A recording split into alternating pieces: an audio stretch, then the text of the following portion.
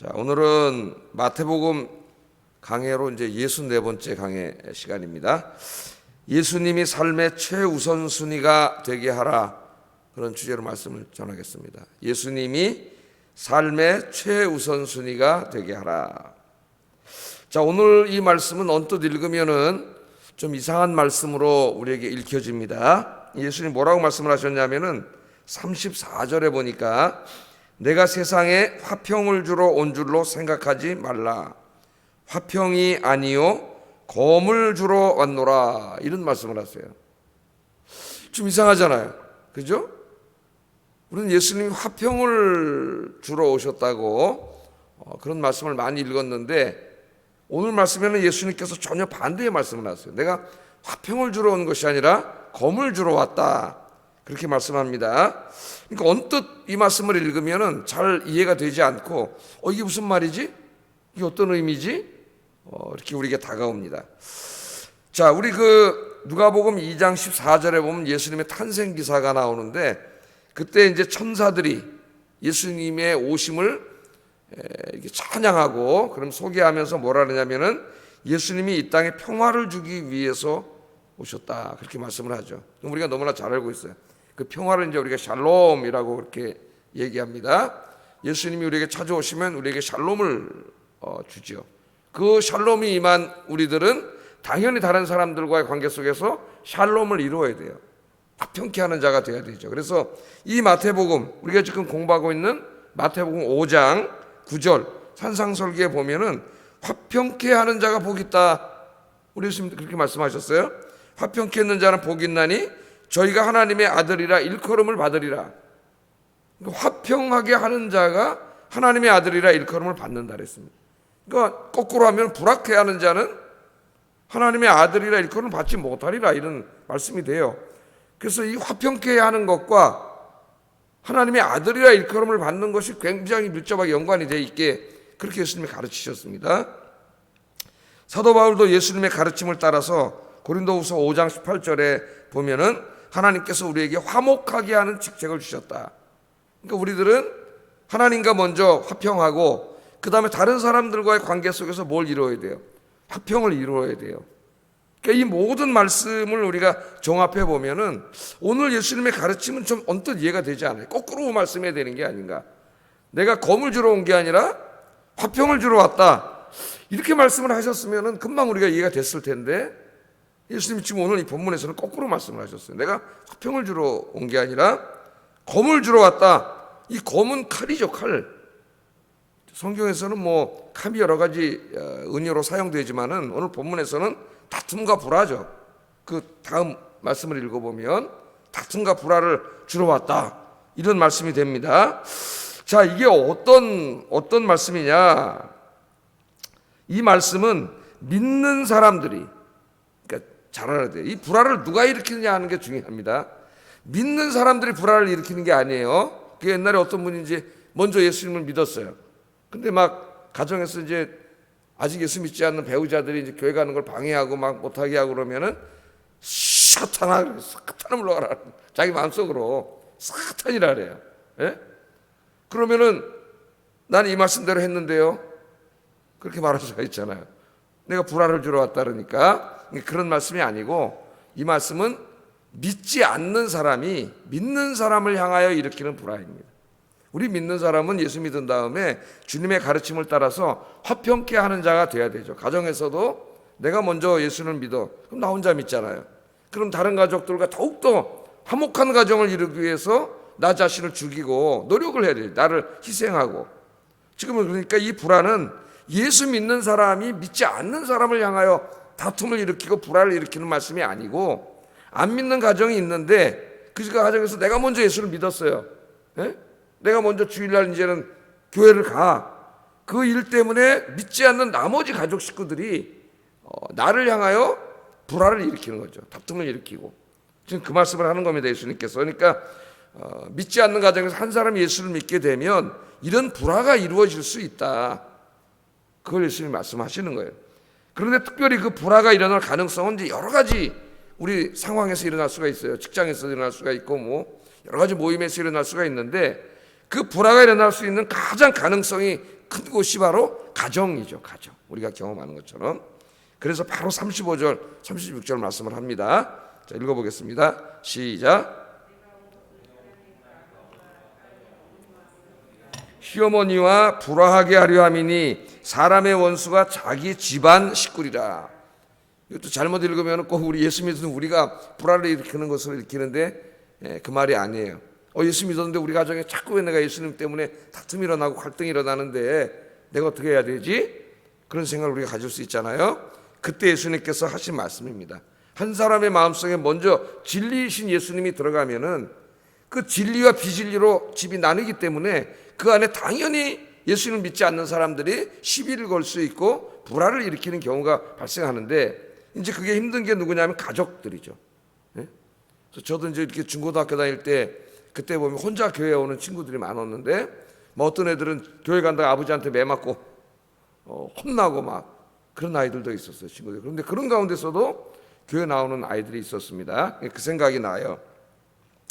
자, 지금 어쩌면 이 말씀이 우리에게는, 여러분들에게는 이렇게 가슴에 확 와닿지 않는 말씀일 수 있지만, 지금 이 시간에도 예수님 때문에 박해받는 사람들이 1억 명이 넘는다 그랬죠. 지금 제가 올라오기 전에 잠깐 이렇게 한번 인터넷에서 봤더니 공산권이나 이슬람권에서 지금 예수님 믿는 것 때문에 박해받는 사람들이 많고, 또 가정에서 불화가 일어나고 이런 사람들이 굉장히 많습니다. 그래서 지금도 어느 가정에서 젊은 이제 자녀들이 학교 가거나 어디 갔다가 거기서 예수님 믿는 친구들을 만나가지고, 기독교가 금지되어 있잖아요. 그날에는 또 예수를 믿게 됐어요. 비밀리에 이제 살짝 교회를 갔는데, 어느 날 이제 그걸 부모님이 알게 되면은 이제 난리가 나는 거죠. 이슬람교 가정에서는 정말 난리가 나는 거죠. 그래서 부모님에게 뭐 우리가 매를 맞는다 그러는데, 그냥 매 맞는 정도가 아닙니다. 반 죽도록 매를 맞고, 심지어는 집에서 쫓겨날 수도 있고, 어떤 선교사님들의 책을 읽으면 심지어는 자기 자식을 죽이기까지. 그러니까 보통 문제가 아니에요. 예수님 믿기 전에는 이런 일이 없었어요. 그런데 한 사람이 예수님을 믿었기 때문에 그 사람을 향한 적개심과 불화가 이 가정에서 막 엄청나게 일어나는 거죠. 지금도 언뜻 한 기사를, 한 저 선교단체에서 쓴 기사를 읽으니까, 지금도 그 이슬람권 안에서 예수 믿는 것 때문에 동네 청년들에게 집단으로 린치를 당하고, 교회 다니는 집이 소수다 보니까 막 공격을 당하고 이런 기사들이 있더라고요. 제가 이렇게 오다 보니까. 이 불화가 예수 믿기 전에는 없었거든. 그냥 같은 동네 사람이고 이슬람교 믿으니까 잘 지냈는데, 어느 날 이 사람이 예수님을 영접함으로써 그 동네 사람들과도 불화가 일어나고 박해를 받게 되는 거죠. 오늘 지금 예수님이 하신 말씀은 바로 그 말씀입니다. 내가 온 것은 사람이 그 아버지와 딸이 어머니와 며느리가 시어머니와 불화하게 하려 함이니라. 그러니까 이런 일이 반드시 일어나는 건 아니지만 그런 일이 일어날 수 있다는 거예요. 그걸 이상하게 생각하지 말라는 겁니다. 심지어는 우리나라 사회에서도, 이렇게 종교의 자유가 허락되는 곳에서도 또 이렇게 얘기를 하다 보면은 자기 혼자 먼저 예수를 믿고 교회 나오는 것 때문에 안 믿는 가족들에게 어려움 당하는 분들이 있습니다. 이렇게 한 배우자가, 아내가 먼저 예수를 믿으면 어떻게 돼요? 주일날 교회 가잖아요. 그러면 주일날 교회 가는 걸 믿지 않는 남편이 좋아할 리가 없어요. 그러니까 거기서 뭐가 생겨요? 불화가 생기죠. 예? 다툼이 생기고 이런 일이 벌어진단 말이에요. 지금도 예수님께서 이제 그 말씀을 하시는 거예요. 제가 오래전에 이제 중등부 사역자로 섬길 때에 저희 그 중등부 선생님 중에 한 총각 선생님이 계셨습니다. 아주 신실한 선생님이셨는데, 저는 항상 일찍 와서 아이들 가르치고 봉사를 잘해가지고 아무 문제가 없는 줄 알았어요, 가정에. 근데 이제 그 선생님 옆에 같은 교회 부목사로 섬기는 목사님이 계셨는데, 어느 날 저에게 얘기를 해주더라고요. 아유, 목사님, 이름은 제가 또 말하겠습니다. 차 씨였어요, 그분도. 선생님 교육, 주일날 아침마다 난리가 난대, 집에. 이제 총각인데 아버지가 극렬하게 반대하는 집이에요, 이 집은. 그러니까 이분이 이제 직장 다니다가 주일날은 중등부니까 또 일찍 나오잖아요. 중등부 9시 예배 드려야 되니까 한 8시 반까지는 교사회에 와야 되니까 일찍 온단 말이죠. 그러니까 일찍 오면은 난리가 난대, 아침마다. 뭐 이놈의 새끼 저 새끼하고 우당탕 쾅쾅하고 막 매주일 그런다는 거예요. 난 몰랐는데, 그러니까 이분이 매일 아침 교회 올 때 전쟁을 치르고 오는 거예요, 아버지랑. 그런 일이 이제 계속 벌어져서 이분을 위해서 이제 기도하기 시작했는데요. 하여튼 나중에는 하여튼 이 아버지가 예수 믿고 이 교회 나오게 됐습니다. 제가 그 교회에 있을 때 상황은 어떤 일이 벌어졌냐면은 계속 그런 일이 있다가 어느 날 아버지가 갑자기 위암 판정을 받았어요. 그래서 여기 을지로가 백병원이라고 있는데 거기 입원하셔갖고 이제 위암 수술을 이분이 받으셨습니다. 그러다 보니까 백병원 옆에 영락교회가 있잖아요. 영락교회 이제 병원 전도대가 있어요. 그분들 전도 열심히 합니다. 병원에 가서 이제 환자들 전도하는데 그 아프고 막 수술하고 이런 사람들 전도하다 보니까 전도가 잘 된다 그래요. 그분들이 와서 전도를 했고 또 저도 이제 저희 교구 가서 처음 뵙지만 이제 잘 됐다고 그때 가서 인사를 하고 신방을 하고 기도를 해드리고 또 교인들도 신방 가고 이렇게 이제 여러 사람들에게 전도를 받고 그러면서 또 입원해 있으면서 기독교인들의 엄청난 사랑을 받은 거예요. 자기는 막 박해하고 아들 맨날 교회 못 가게 하고 막 이랬는데 기독교인들이 너무 잘해주니까 그 병상에서 세례를 받게 됐어요. 병상에서 세례를 받고 예수를 믿게 되고 나중에는 교회 나오게 됐습니다. 이런 일이 일어나게 됐어요. 자, 하여튼 예수님 때문에 가정에서 이제 가정이 제일 이런 일이 일어나기 쉬우니까 이런 일이 생겼을 때 과연 어떻게 해야 되느냐.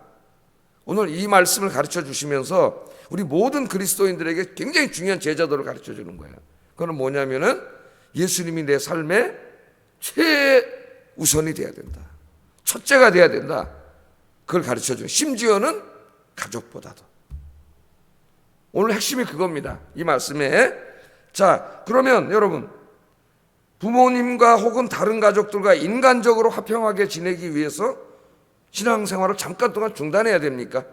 이런 경우에 아까 그 선생님 중단하지 않고 계속 나오셨는데 중단하는 게 옳은가요? 아니면 신앙생활을 위해서 믿지 않는 가족들과 가족의 유대관계를 다 끊어버리고 그냥 그렇게 사는 게 옳은가? 이제 양쪽 극단으로 생각하면 우리가 그렇게 생각할 수가 있겠죠. 자, 어떻게 되느냐? 37절 한번 읽어보겠습니다. 시작. 아들이나 딸을 나보다 더 사랑하는 자도 내게 합당하지 않다. 지금 이 경우입니다. 내가 어느 날 교회 먼저 갔는데 이 일 때문에 막 부모님들이 박해를 하고 못 가게 하고 막 때리고 막 난리가 났어요. 가정이 불화가 왔어요. 이거 어떻게 해? 가정의 평화를 위해서 내가 신앙생활을 포기해야 되느냐? 예?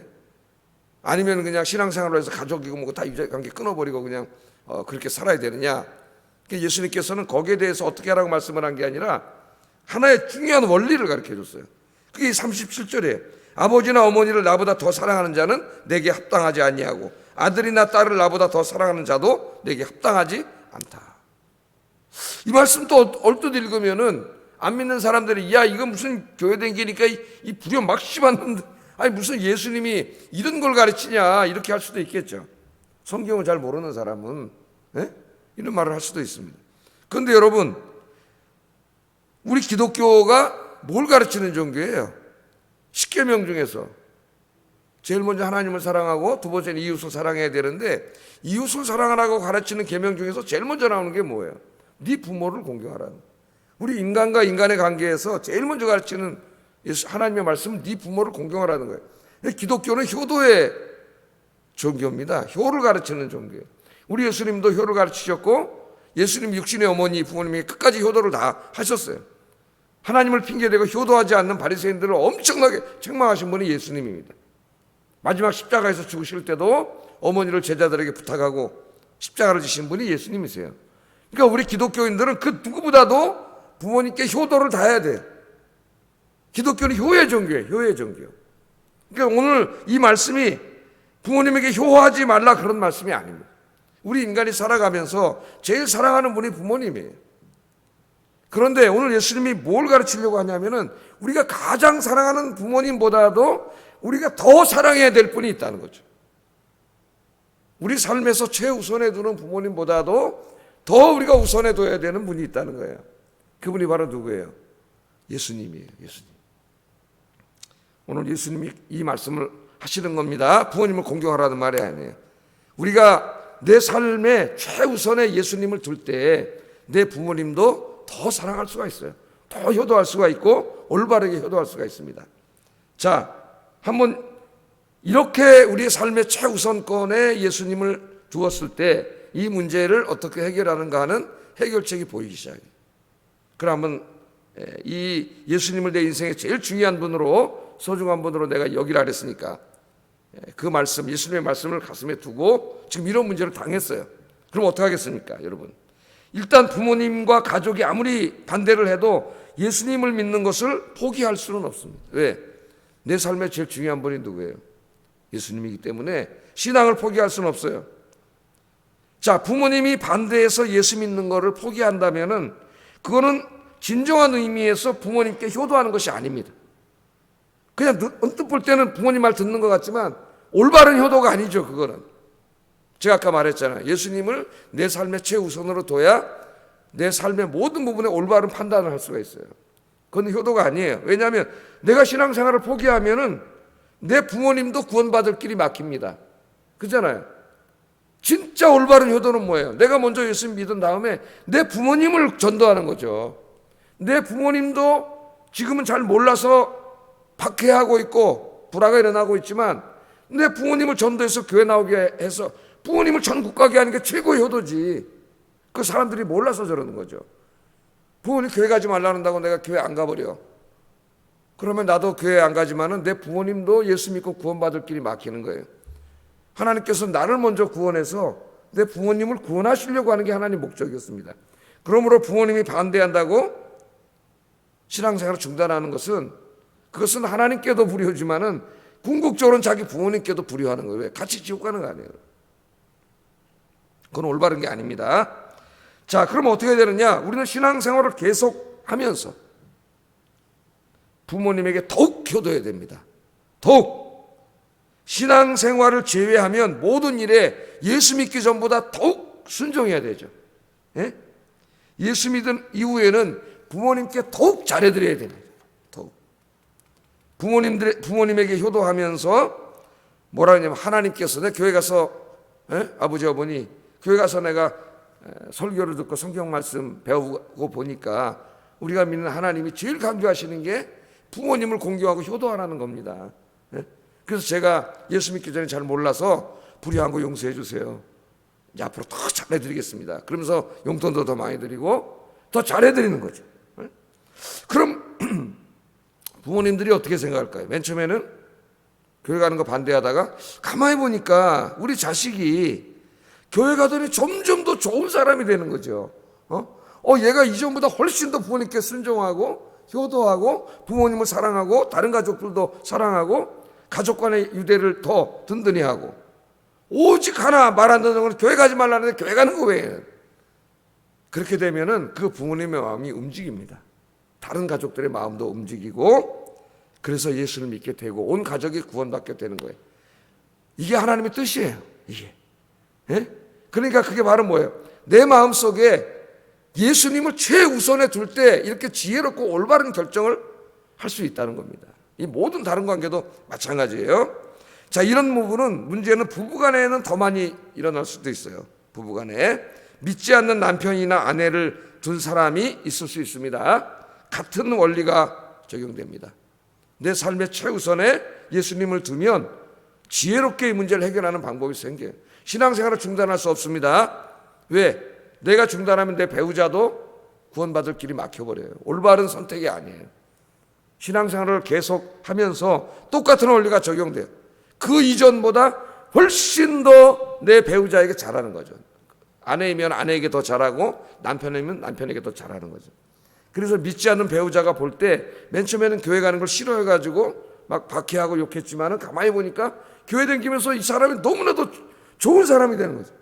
가정에도 더 충실한 사람이 되고 이전보다 훨씬 더 자기에게 더 잘하고 아이들도 잘 돌보고 현명해지고 눈에 띄게 좋아지는 거예요. 그러면 어떻게 될까? 배우자의 마음이 움직이겠죠. 그때 얘기하는 거죠. 내가 교회 가서 설교 듣고 하나님 말씀 배우다 보니까 하나님의 뜻이 자기 배우자를 사랑하는 거고 가정을 잘 믿음으로 다스리는 거더라. 이전에 내가 그렇게 하지 못해서 미안해 여보. 지금 내가 다 잘할게. 이렇게 되면 배우자의 마음이 어떻게 되겠어요? 움직이잖아요. 움직여. 그러니까 이 모든 것의 시작은 내 삶의 최우선에 예수님을 둘 때 이렇게 지혜롭고 바른 선택을 할 수 있다는 거예요. 이게 이제 직장 문제나 다른 모든 인간관계에서 똑같은 원리가 다 적용됩니다. 하나님이 아브라함에게 네 이삭을 더 사랑하냐 나를 더 사랑하느냐, 그때 하나님 무슨 유치하게 네 아들 더 사랑해 나 사랑해 이런 얘기 하려고 그 말씀을 주셨을까요? 그런 말씀이 아니라고 제가 여러 번 말씀드렸어요. 하나님은 삶의 최우선순위에 대해서 가르치는 거예요. 삶의 최우선순위가 하나님이 될 때 하나님이 백세해 주신 그 아들 이삭도 하나님이 기뻐하시는 방법으로 키울 수 있고 올바로 사랑할 수 있는 겁니다.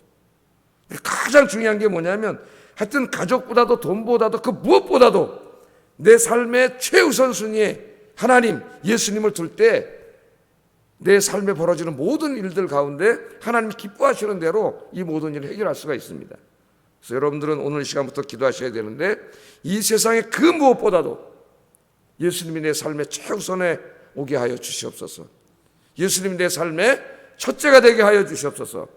오늘 아침에 그렇게 기도하시기를 주의 이름으로 축복합니다.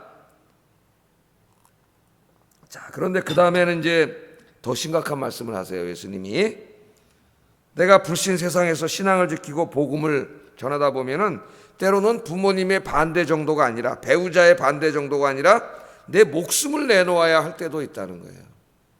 그러니까 여기서 질문은 내 목숨보다도 예수님을 더 사랑해야 된다는 거죠. 그렇지 않으면 목숨 때문에 배교할 가능성이 생길 수 있다는 겁니다. 네? 가족을 더 사랑하면 가족 때문에 배교할 가능성이 생기고 목숨을 더 사랑하면 목숨 지키려고 신앙을 버리는 경우가 생겨요. 초대교회 그런 경우가 굉장히 많이 발생했습니다. 죽음 앞에서 부인하는 경우가 많이 발생했어요. 자, 38절 39절 읽어보겠습니다. 시작. 내게 합당하지 아니하니라 자기 목숨을 얻는 자는 잃을 것이요 나를 위하여 자기 목숨을 잃는 자는 얻으리라. 아멘. 여기 자기 십자가를 지고 나를 따르지 않는 자도 내게 합당하지 않고, 그 다음에 자기 목숨을 얻는 자는 잃을 것이고 나를 위하여 자기 목숨을 잃는 자는 얻으리라. 십자가도 예수님의 가르침 쪽에서 많은 메타포로 사용이 됐지만 오늘 말씀에는 39절 함께 읽으면 죽음이에요. 죽음을 말합니다. 십자가에 달리면 죽죠. 자, 이런 경우에 어떻게 해야 되는데 목숨이 걸려있는 문제입니다. 목숨이. 그러니까 사탄이 우리가 예수 믿는 것을 방해하죠. 신앙생활을 못하게 계속 방해하는데 사탄이 사용하는 무기 중에서 가장 최후에 사용하는 강력한 무기가 뭐냐면은 죽음이에요. 죽이는 겁니다. 사람들이 부모님도 사랑하고 가족도 사랑하지만은 사실은 부모님과 가족보다 더 사랑하는 게 뭔지 아세요? 자기 목숨이에요. 자기 목숨. 사람들이 돈을 사랑하는 것 같지만은요, 돈보다도 자기 목숨을 더 사랑하죠. 자기가 죽을 병에 걸렸어요. 근데 10억을 내면은 그 병이 나아. 그럼 10억 낼까요, 안 낼까요? 10억 아니라 100억이라도 내죠. 왜? 100억보다 자기 목숨이 더 소중하니까. 사람들은 목숨을 가장 소중하게 여깁니다. 그러니까 예수님은 부모에서 더 강력하게 사람들이 사랑하는 목숨으로도 올라간 거예요. 이제 목숨까지도 올라간 겁니다. 그때 어떻게 되느냐? 내 삶의 최우선에 예수님을 둔 사람은 목숨보다 뭐가 더 소중해요? 예수님이 더 소중하죠. 그렇기 때문에 죽음으로 사탄이 위협해도 죽음 앞에 굴복하지 않고 순교하더라도 신앙을 버리지 않습니다. 그런 사람들을 우리가 뭐라 그래요? 순교자라 그러죠. 순교자. 그 사람들이요, 예수님을 삶의 최우선에 두지 않았다면 죽음으로 위협하는 사탄 앞에서 순교할 수 없습니다. 왜? 목숨이 제일 중요하니까. 어떤 사람은 목숨 정도가 아니라 돈이 예수님보다 더 중요한 사람도 있어요. 돈 때문에 예수님 말씀 불순종하고 뭐 그렇게 살아가는 사람도 있습니다. 그까진 돈 때문에. 근데 여기서는 그까진 돈이 아니에요. 목숨이에요. 목숨이 왔다 갔다 하는 지금 그 상황에 있는데 그 상황에서도 네 목숨보다도 예수님을 더 소중하게 여기라는 거예요. 그래서 네 십자가를 지고 나를 따르라는 말씀은 바로 그거. 십자가에 매달리면 죽거든요. 그래서 그 다음 말씀이 바로 뭐예요? 나를 위해 목숨을 잃는 자는 얻을 것이지만 네 목숨을 하나 부지하려고 목숨을 구하려고 그러면 네 진짜 중요한 영원한 생명을 잃어버린다고 예수님께서 그렇게 말씀을 하고 있습니다. 그래서 초대교회에서도 순교자들이 많이 났는데 예수님을 삶의 최우선에 둔 사람은 마귀가 어떻게 할 수가 없어요. 자, 부모님이나 가족이나 남편이나 이런 것들로 해도 안 돼. 심지어는 이제 잡아가가지고 예? 신앙을 버리지 않으면 죽여버리겠다고 위협하는데도 끝까지 되지가 않아요. 예수님은 나를 한 번도 버리지 않았는데 내가 어떻게 예수님을 버리느냐. 크리소스톰처럼 80년 동안 주님은 나를 한 번도 버린 적이 없습니다. 그런데 내가 어떻게 주님을 버릴 수 있습니까? 주님을 위해 죽을 수 있다면 내 인생의 최고의 영광입니다. 그러니까 이 사람은 어떻게 하겠어요? 이 사람은 어떻게 감당할 수가 없어요. 그래서 히브리서 11장 35절 38절에 이런 사람들, 믿음의 사람들에 대한 말씀을 여러분 찾아보세요. 히브리서 11장 35절 38절.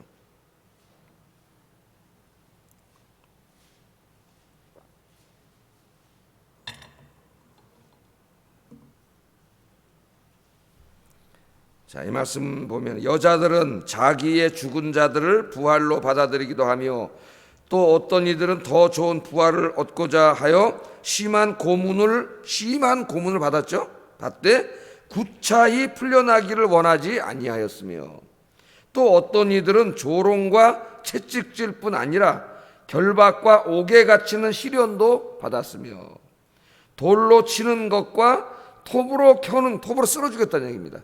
톱으로 켜는 것과 시험과 칼로 죽임을 당했어요.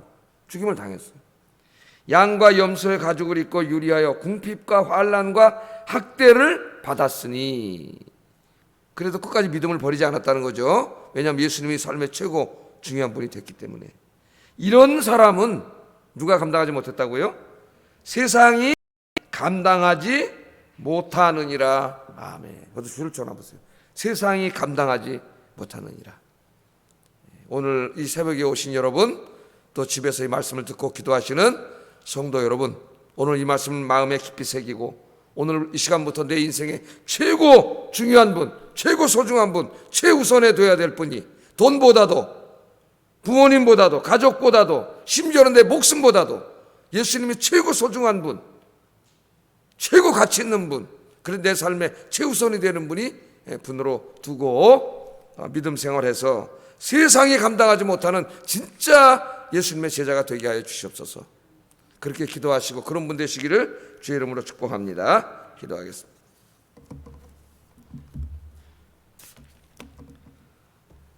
자, 말씀을 생각하면서 기도하겠습니다. 오늘 예수님 말씀하셨어요. 부모님보다도 심지어는 내 목숨보다도 예수님을 더 사랑하고 예수님을 내 삶의 최우선에 두고 살게 하소서. 첫 번째 기도 제목이고, 두 번째는 믿지 않는 가족들의 구원을 위해서 늘 기도하고 내가 전도하게 하소서. 두 가지만 놓고 기도하겠습니다.